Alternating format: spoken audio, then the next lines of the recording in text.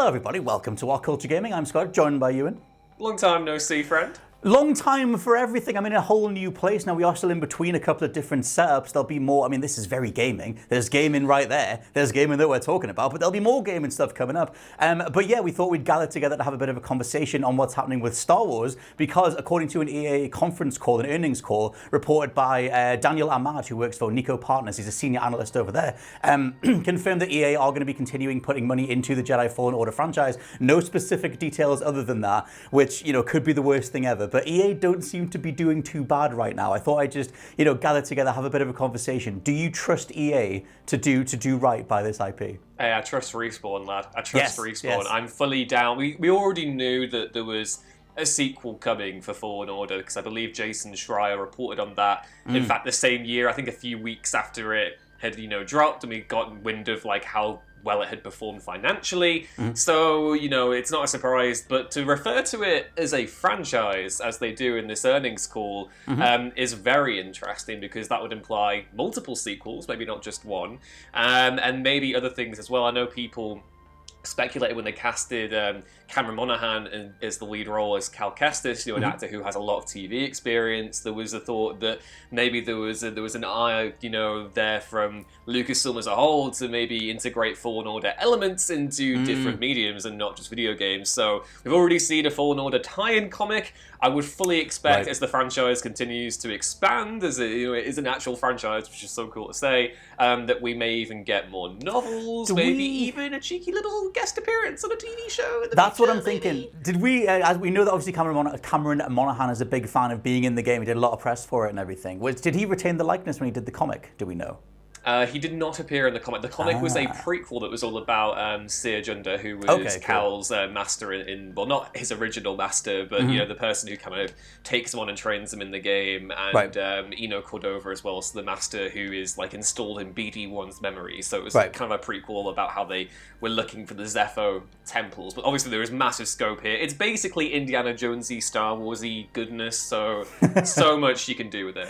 To be fair, I played back through quite a big chunk of it, because there is quite a nice next-gen update for it, like all 4K 60, all that, bells and whistles. But if you talk about, we'll delve into a little bit of spoilers in terms of where that game ends, because it kind of ends very open-ended, where it's just sort of, you know, they're going to go forward and assumedly rebuild the Jedi Order, but then Cal says, you know, it needs to be left up to fate itself. It needs to be, you know, whether or not anyone decides to become a Jedi. Maybe we shouldn't put all the Jedi in one room, so maybe not all the children Order 66 again. You don't want to see the younglings get younglified. So I think, like, I guess what's your gut take on that? Because it's like, it is very open-ended. It was, I mean, I guess they wrote it that way because they didn't necessarily know how much they were going to be doing. It's not like it was announced as a trilogy or anything. But what do you want to see from a Fallen Order sequel? Yeah, it's actually interesting. Josh Brown was messaging me on Slack this morning on the topic of Fallen Order, and we were kind of reminiscing over the lovely little wave of content we did after that game came out. And I watched a podcast, or the start of a podcast we did, where I mentioned how, you know, sometimes there is that sense of inevitability when you're doing a Jedi story set in between episodes 3 and 4, because the Jedi, spoiler alert, didn't have it so good during that time. And obviously Luke Skywalker is meant to emerge as the new hope, you know, the one remaining Jedi. Obviously, as the expanded canon, the new one has developed. We learned that isn't the case. Ahsoka is still, you know, roaming around the galaxy, although whether she's a Jedi at that point is debatable. But yeah, so I think there's definitely scope to tell lots more of Cal and Seer and is it Grease? Is it Grease Dritus? I think so. Yeah, obviously loads of scope to maybe, you know, do a Fallen Order game that is completely disconnected from the Rebellion and the Empire and focuses on them exploring the far reaches of the galaxy. And one thing I did a video for WhatCulture. I don't know whether I did it for gaming or Star Wars. If it's on WhatCulture Star Wars, you should go check it out. Or you should check it out if it's on WhatCulture Gaming as well. But if it's on WhatCulture Star Wars, it's a nice little plug. I did one on how I thought it may be, given the emphasis on exploring older Force cultures and older temples and kind of digging into Star Wars' past. I thought that maybe there could be some kind of High Republic connection there, as with a lot of the comics that we've seen recently has kind of had, especially in Charles Soule's main Star Wars comic, there have been connections where Luke Skywalker found a High Republic lightsaber, so he had a yellow lightsaber for a little bit. And I think there's all sorts of scope there you could have for maybe him exploring High Republic stuff, or given, the rumors about, Disney and Lucasfilm being curious about the idea of the Old Republic, maybe we get more exploration of that time period, or maybe we'll see some time with the Acolyte and we get more Sith culture. I don't know, there's basically, I kind of want to see Fallen Order as that Indiana Jonesy, disconnected from the Empire, the Imperial Rebellion struggle, and more so focusing on Cal learning the secrets of the Force. Sith culture, definitely an upcoming channel that we're yet to do, but give us enough time and we might be able to do it. But yeah, I mean, that's one big talking point with this though, is like, because I liked the Vader stuff in the original game. I get that a lot of people were like, oh my god, it's Darth Vader again. Like, are they capable of doing anything without sort of throwing in another established character? But I thought it was enjoyable. I really like the way that whole final scene goes. What's your take on that? Do you think that, like, would you like to see someone like Ahsoka come in or do stuff that is like wider, more recognizable, or should it stay on the periphery? I definitely think Star Wars sometimes has small universe syndrome where everything overlaps, and you kind of do want to see stuff where it's like, do we really need to, have all these characters interlinked so much? But I guess that is part of the fun of it. I do think it would maybe make sense to... Actually, that's a good point, because, obviously when they did Solo, they had an entire plan for a trilogy there, and obviously those sequels got scrapped, but we have seen occasional elements of those storylines interspersed in different things. In the current ongoing War of the Bounty Hunters comic by Charles Soule again, Kira has actually returned, and there's a whole thing going on there where she kind of, interferes with Boba Fett's plans to bring Han Solo's carbonite, body to Jabba the Hutt. Okay. So I was thinking that maybe, during this period of time, in the early stages, the gap between episodes 3 and 4, this is a period in time where Maul is still at the height of his powers with Crimson Dawn. So I do think that maybe there is some Maul stuff you can tell in there before he actually, loses his fortune, and we see him in Star Wars Rebels as that kind of obsessed hermit looking for a way to not only destroy the Sith, but get his revenge on Obi-Wan. Has he not got his spider legs at this point? No, that's in the Clone Wars. So he ditches the spider legs early on in the Clone Wars, gets his robot legs, and that's kind of where he's been at. But yeah, we don't know immediately what happened. After last time we see Maul in the kind of chronological timeline is the end of the most recent season of the Clone Wars, where he escapes Order 66 and goes off to do more Crimson Dawn stuff. So I would be interested to see more Crimson Dawniness going on, potentially. Yeah. So, I mean, that's the same. I want little sprinklings of that stuff. I want little things that, mainly just for the sake of, I'm a complete Darth Maul simp, so I'm just like, just give me him. I'll take it. Spiked-headed man, very early 2000s. I was a big fan. Maul.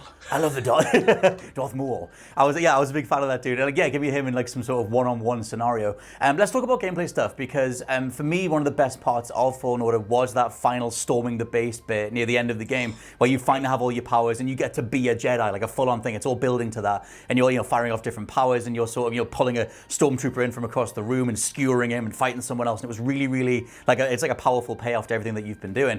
Do you think the sequel starts out from there, or do they have to do the video game thing of, well, you forgot how to do X, or you haven't trained in this, so you forgot how to do such and such to replicate that ramp up, or does the sequel just go like where we left off from the first one?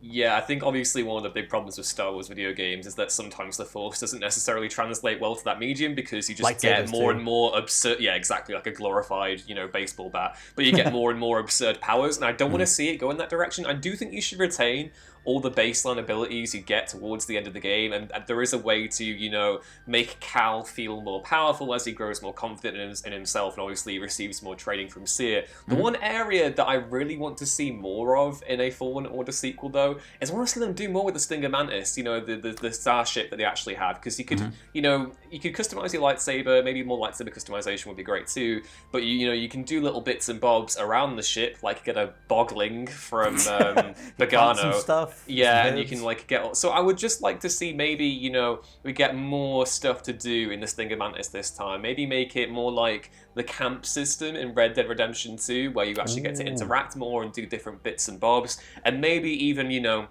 say they're getting chased by the Imperials or Crimson Dawn or whatever, maybe let Cal hop on the gunner seat and maybe take down some starships. So I would like to see more of that involved. I don't know about you. No, totally. When you mentioned Red Dead 2, that made me think of all sorts of big over-the-top Star Wars creatures that you could maybe kill and then use their skin to make a table. Why can't I do that? I wanted to make That's not very Jedi. He's on the way. He's on the way up there. But it's a tough time in between episode 3 and 4. So I think if that's what they need to do, we don't judge. We don't judge. We just look at the table. So I want to know what they're doing. So I like the idea of that. Like maybe some sort of high bounty kill means that you get some specific thing inside the ship itself. Plus, when we talked about customization, a lot of what was initially, you can customize Cal and the look of him, boiled down to there's 50 ponchos, and that's kind of it. And like some of the ponchos were cool. One of them was like very much what Luke had in Return of the Jedi, which is it's cool, it's fine. But I hope that there are more options for that. I really do love the lightsaber customization. I hope they flesh that side of things out. And I hope that if we, because that whole thing in the original game where you pick up the double-ended lightsaber just kind of happens, and you can that transition's a little bit weird. I also think in terms of the biomes that we got, it's 3 main planets, which is very Zelda. There's lots of old school video game tropes that are in that game, which makes it elevates it, the Metroidvania structure and stuff. But in terms of that whole approach of you have a starship, you have a bunch of different places to go, I hope they flesh that side of things out too. I just want the game to be bigger, and I hope that EA having faith in it like this, because it felt like when we first got it felt like it didn't feel like something that EA would put out. It was like, oh my god, we actually got this game, and I kind of hope that EA putting faith in it means that they can expand things out.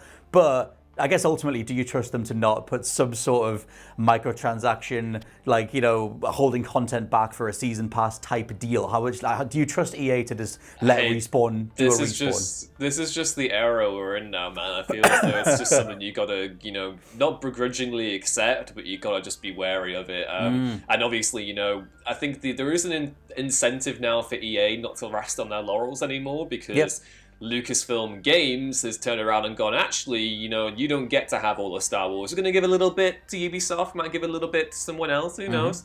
So I think that maybe, with that in mind, EA have to be a little bit more conscious of how they kind of treat that license going forward, because if they mess up too, they don't care. Literally, FIFA Ultimate Team makes them everything anyway, so why do they have to care about anything? Who cares about repercussions or consequences? That should free everything else up, but it tends to be them going like, can we do an Ultimate Team and everything? But not to speak too soon for EA or forgive the years of horrific business practices or the amount of different companies they've killed, but at the same time, right now, they aren't doing as bad as the last few years. They're on a very slight uptick with the likes of Joseph Fares being able to get the likes of It Takes Two out there, their indie program birthing Knockout City and Unravel. And then they're not doing too bad. It's like if they want to maintain that momentum, even reviving Skate and their new sort of one of their new CEOs getting out there and just saying like, look, we're learning from this. We're trying to actually do right by people.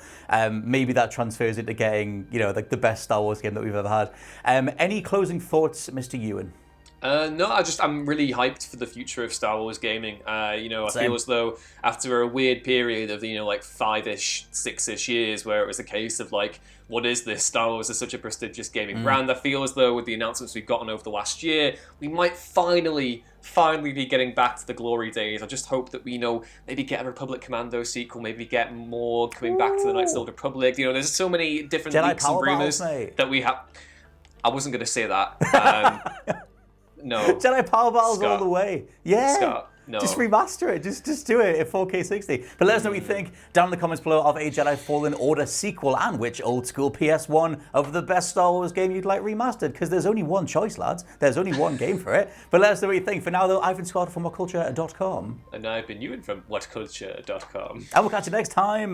Bye. Bye.